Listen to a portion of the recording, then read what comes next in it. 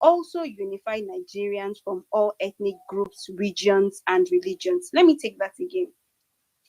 Today should not only serve as a reminder of the day the British handed over the reins of power to Nigerians, but also unified Nigerians from all ethnic groups, regions and religions.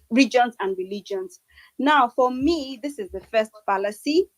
The British didn't unify the ethnic groups or the religious groups in Nigeria. They actually exacerbated our differences and planted the seed that brought about the division of the ethnic groups together. And they did this for their own convenience. And also, before I actually, because I would like Bunker to speak to this, but before I do that, personally, I actually think that it's actually a bit disingenuous of the president, right, to talk about a unity and attribute it to the British at an Independence Day speech, when evidently, more than ever, the nation keeps disintegrating. But I'll quickly hand over the mic to Bunker. Let him speak to us about the unity, the unity the British handed over to us. Bunker, over to you, please.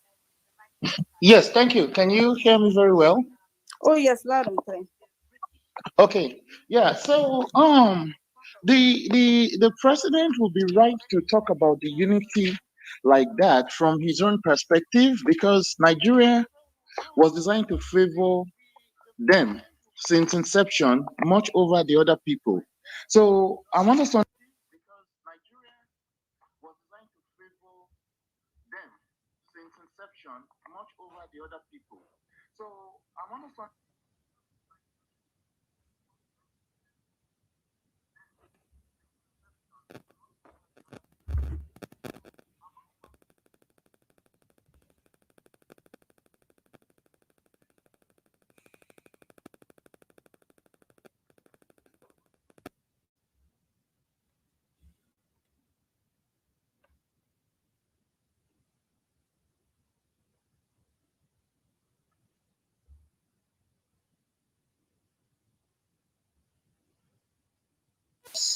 opting for the post, and an Igbo man from Nigeria.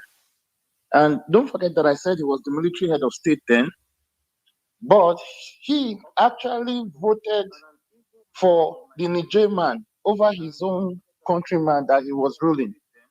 And when that man won that seat, you could see his excitement that something like that went off a country he was president, but it went to a Fulani man, his kingsman.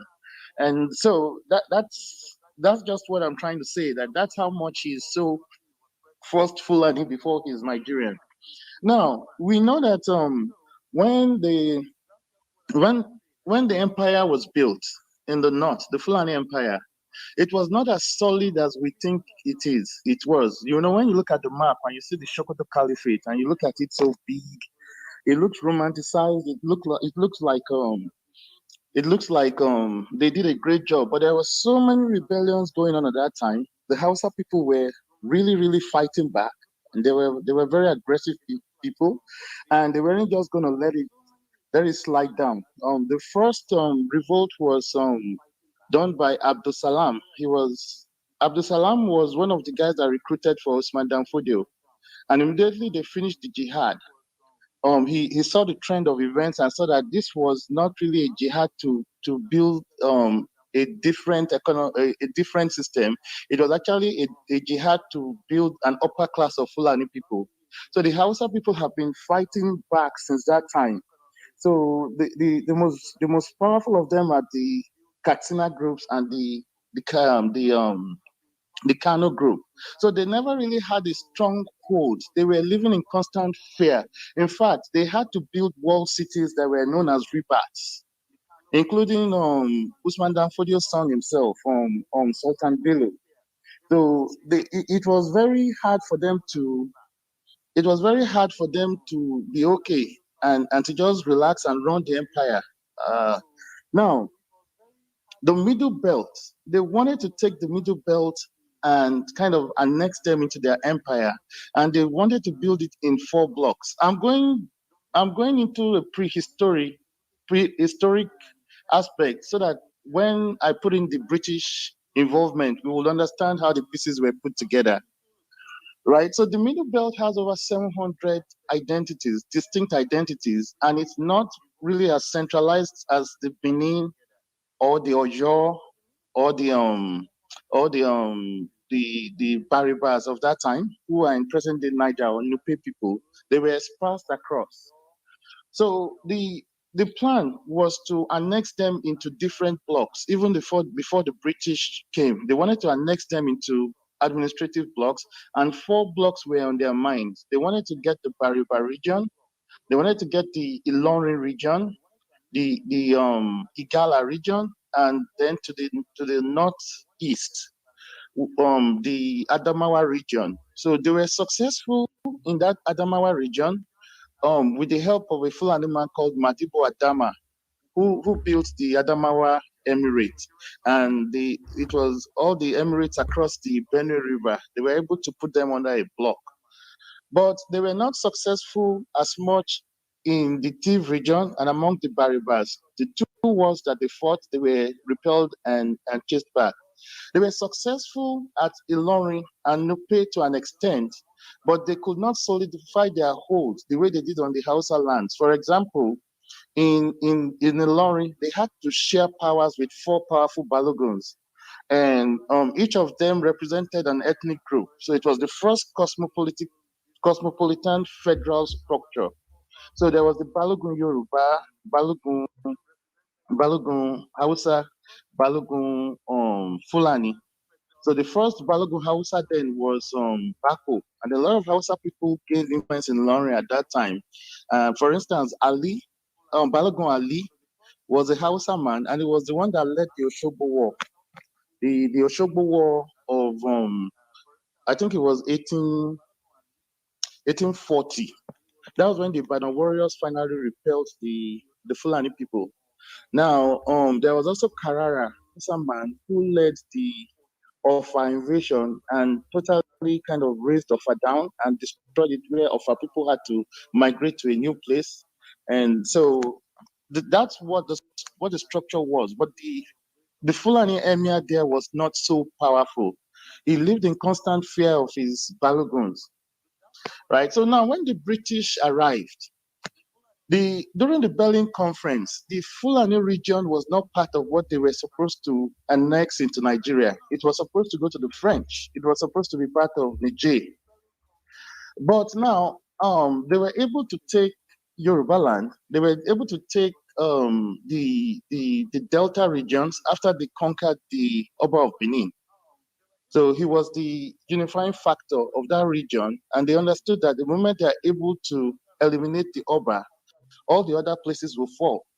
And the rebellions from people like Nana Olomo, Jaja Wokobo, all those would immediately stop. So they went for the Oba of Benin, caused a provocation. They manufactured that provocation just to get rid of him.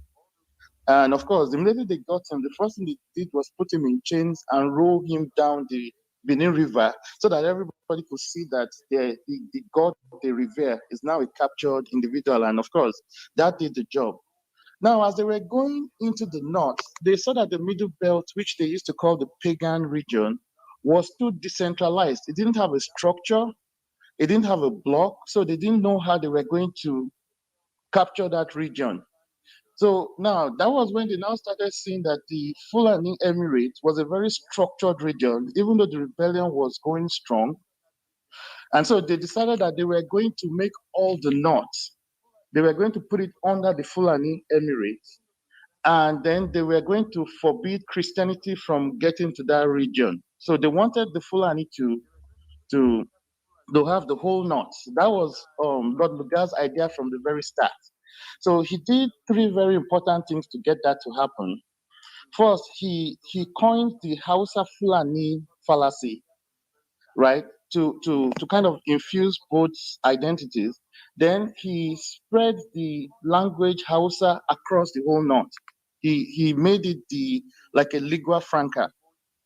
So he did it across that, and then he started encouraging the migrations of Hausa people into places they did not have influence before, and also encouraged the imposition of Fulani Emirates in places where there were no Emirates before.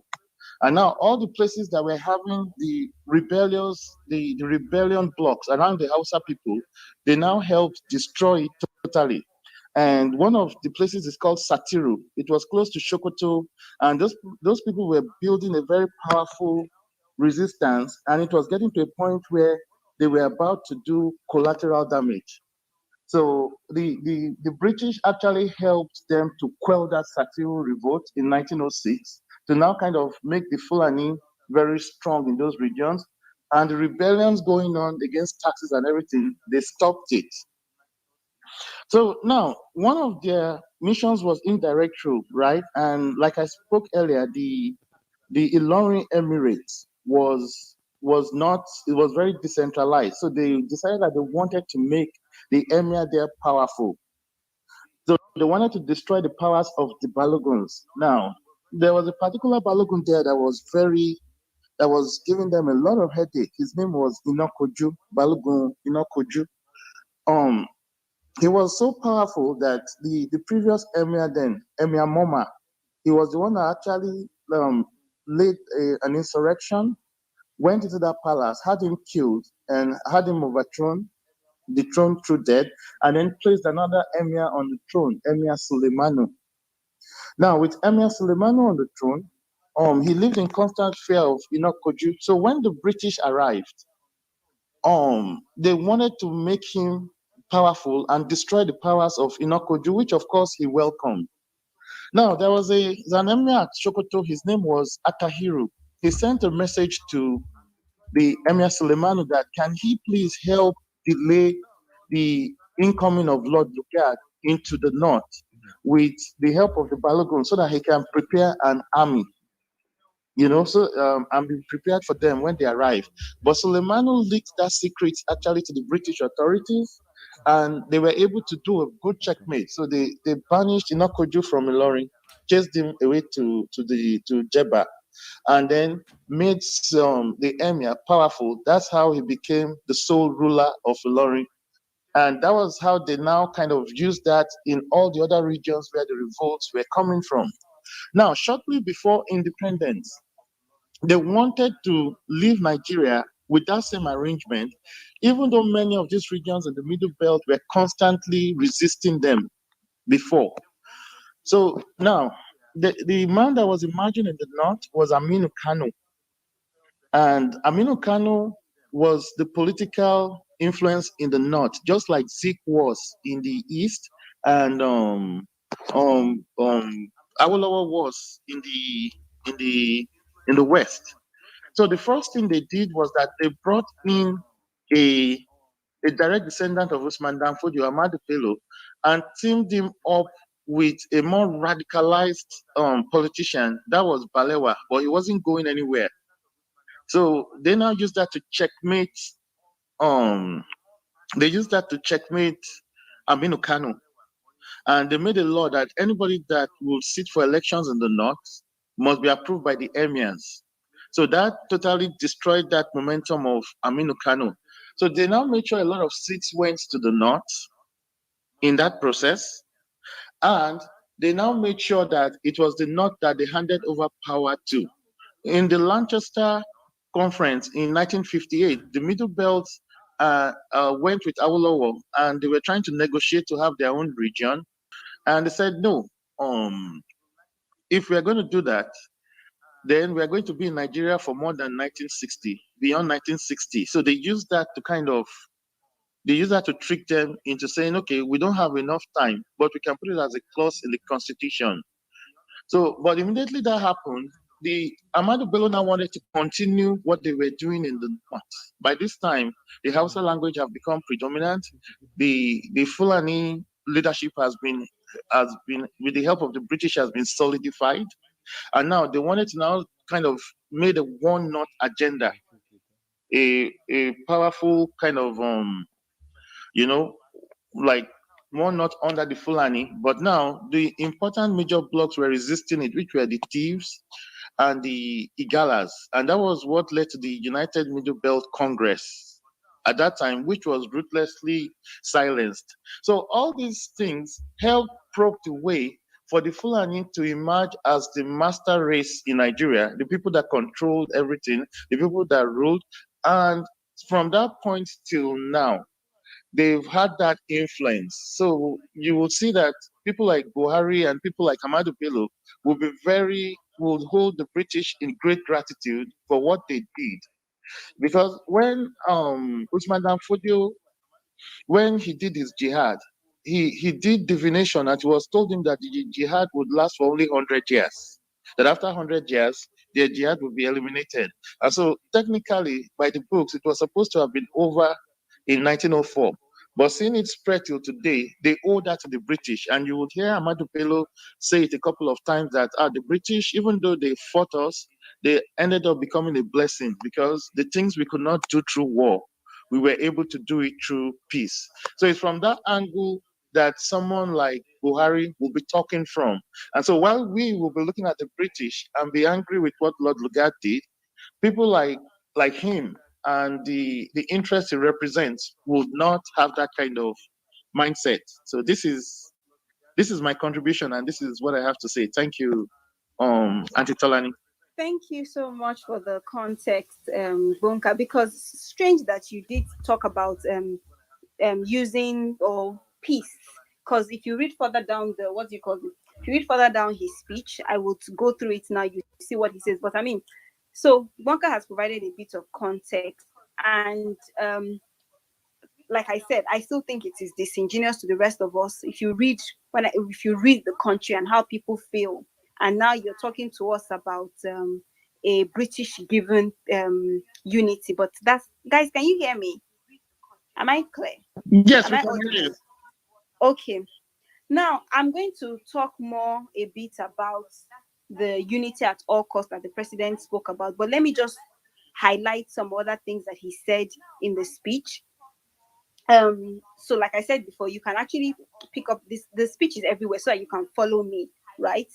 Now, in terms of the economy and the inability of his administration to fulfill their campaign promises, the president blames it on COVID, whether rightly or wrongly. I say that because I mean it will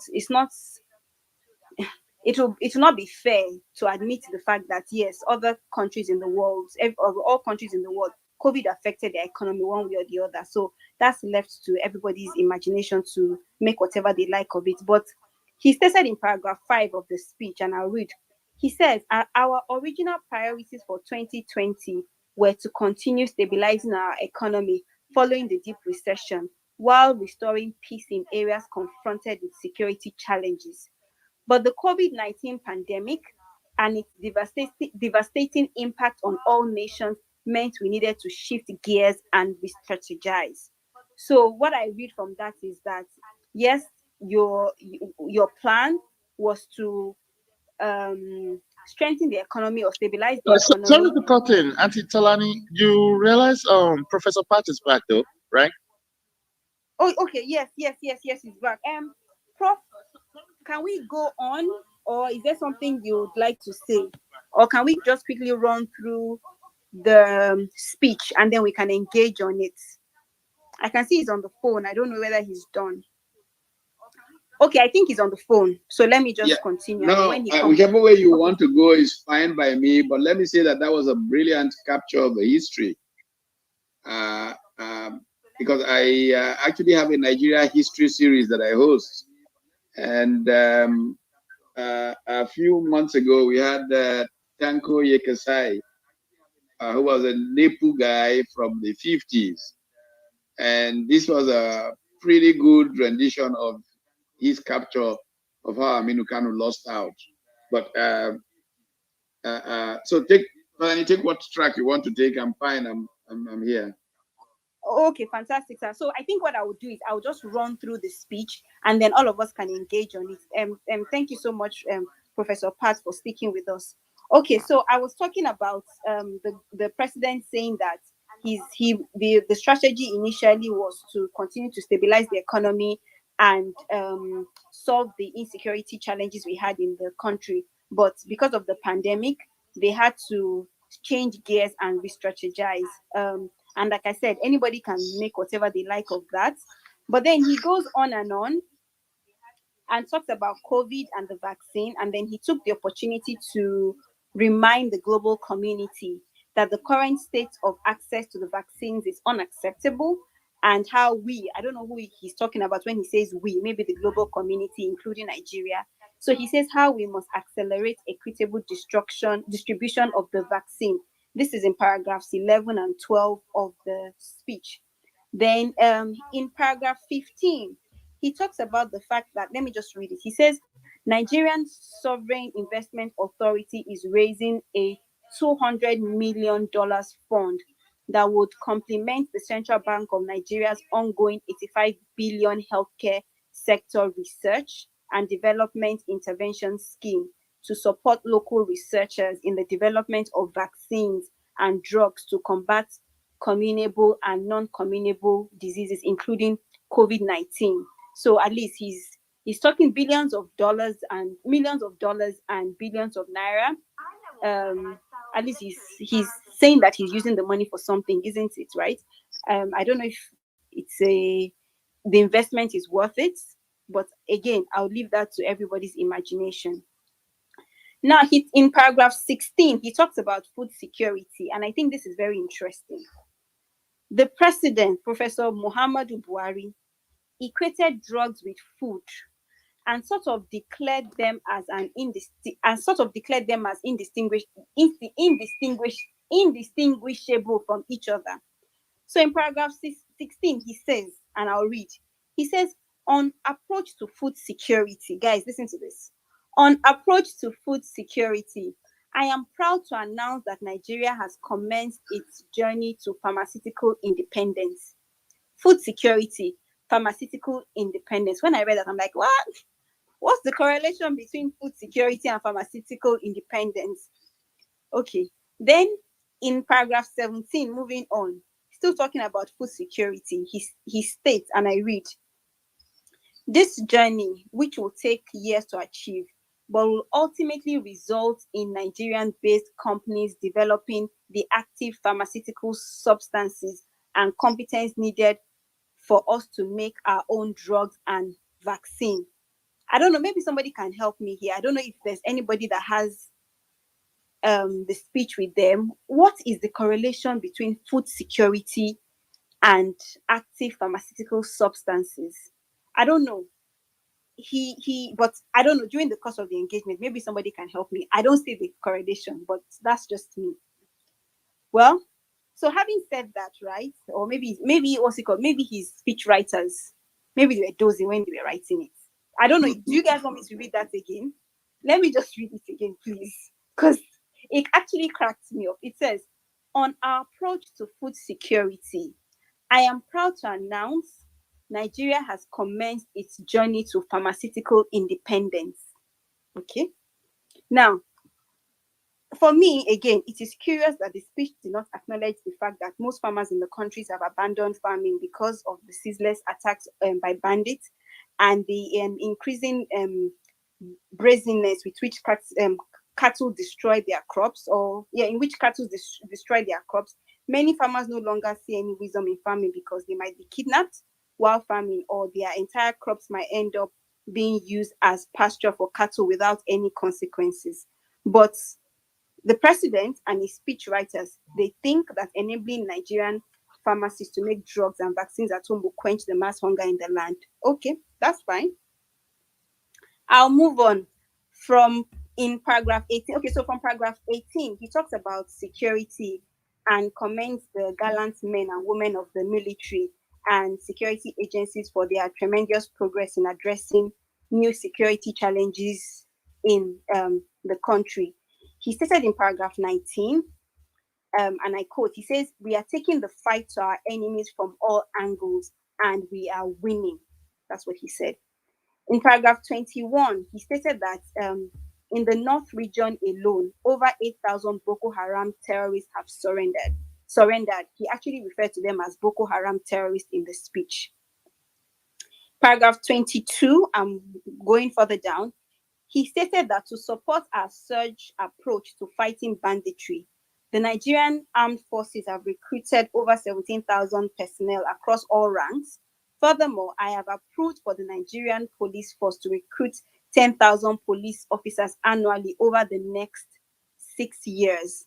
So that's a summary of what he said about security. I don't think he did enough, especially because of where we are in the country today, but it is what it is.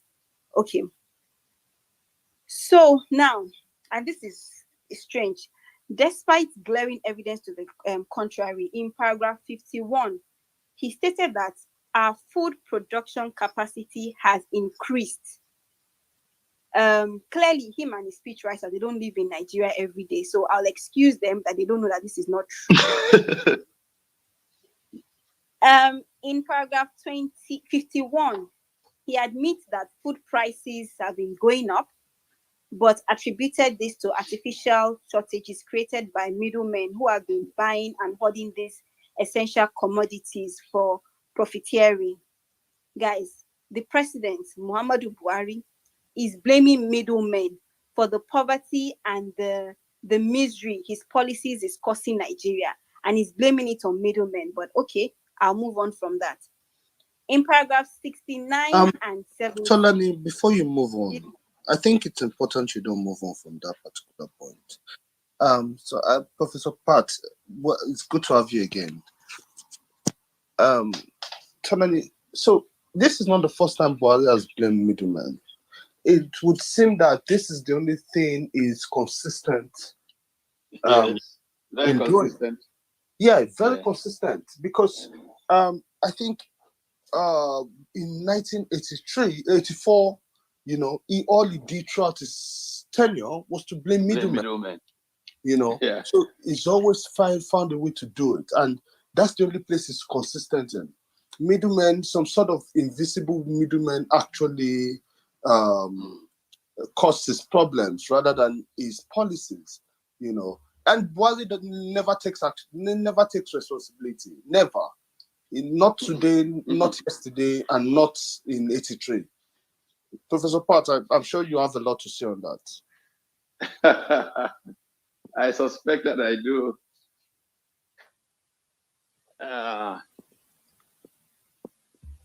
Please go ahead, Prof. Oh, okay. Well, I was amazed that you said that, because I was thinking that when you began to talk. Very, very consistent. There's a dirigist mindset, this control mindset. And in the dirigist mindset in which this state is, going to fix every problem, there are these terrible people who are saboteurs, who are responsible for the problem. So they must catch them and punish them, jail everybody. That is fundamentally his approach to solving problems. I think that it is really a classic of his approach to these things, that you would have people abandoning farming completely, and your speech does not even mention that people can't farm anymore. It just goes on and blames anybody but what is really causing the problem of food shortage in the country. And I found that really amazingly consistent with the way that he has looked at these things. Let me say that what shocked me, actually, is that the general disposition to mediocrity has affected even speech writers. I mean, let's be very fair. Our president has not been famous for